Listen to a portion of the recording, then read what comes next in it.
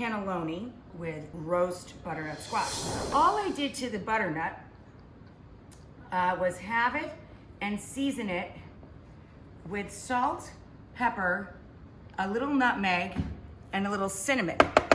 Tiny bit of cinnamon. So we're just gonna make a quick puree. I made plain bechamel, plain white sauce here. Equal amounts, 3 tablespoons each, butter and flour. I then whisked in 3 cups of milk. I use whole milk. And then I added just a little white pepper and salt. And now I'm gonna add a little nutmeg.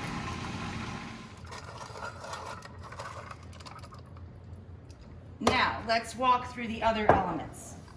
Inside the pieces of pasta that we're going to roll, we're going to take 2 cups for 1 large lasagna tray, or I'm making 2 small casseroles so I can have one for my mom and one for my sis. John and I are gonna eat something different tonight.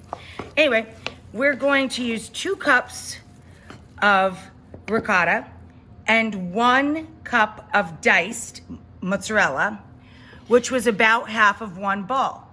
The rest of the mozz, see here, I just very thinly sliced it, and we'll use that up on top of our casseroles with some Parmigiano Reggiano cheese. So inside, I added a little lemon zest, and these are just the 2 cheeses mixed together with a little salt and white pepper. This is garlic paste. You mince or grate the garlic, mix it with salt, and mash it with the side of your knife until it becomes paste. That goes into your cheese filling.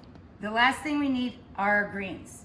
This is what I did. I took 2 medium bunches or 1 large, 2 heads, okay? I blanched it and cold shocked it. And that's it. It's just chopped escarole in salted water.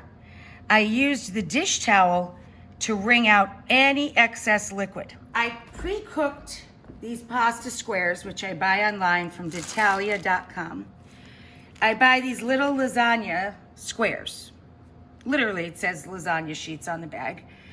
If you cannot find these in your grocery store, they sell flat lasagna. Trust me, every store does. You parboil them, and you may just need to trim them a bit. The ones you get in the grocery store sometimes are maybe an inch or 2 longer.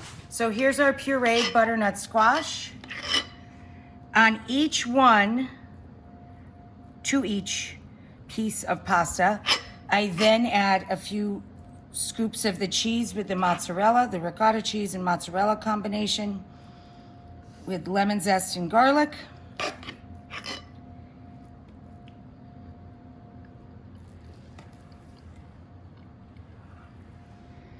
And this is what I'm saying, for me, I think this is easier than dealing with the tubes that can split and you have to get the pastry bag out. Then we top everybody with a little bit of our blanched scuttle. You can use any dark green, of course. You could use spinach here or chard, Swiss chard, kale. So here's how you roll.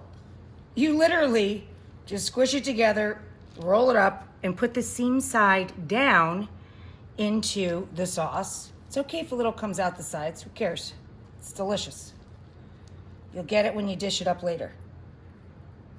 We're going to take the last of our sauce. I think we ended up with just enough there. 1 large pan or 2 medium pans. There's 9 or 10 cannelloni in each dish. And then we're gonna use up the last of our fresh mozzarella. We only bought 1 ball here. We used half chopped in the filling, and then the last bit I just thinly slice and lace it over the top here. There we go. And a little sprinkle of Parmigiano Reggiano.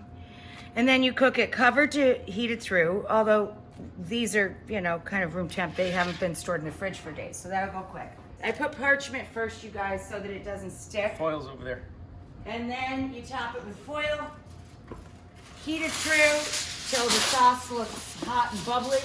Then take all of this off and add a little sprinkle of parsley and let it brown. So I just finished this with a little parsley.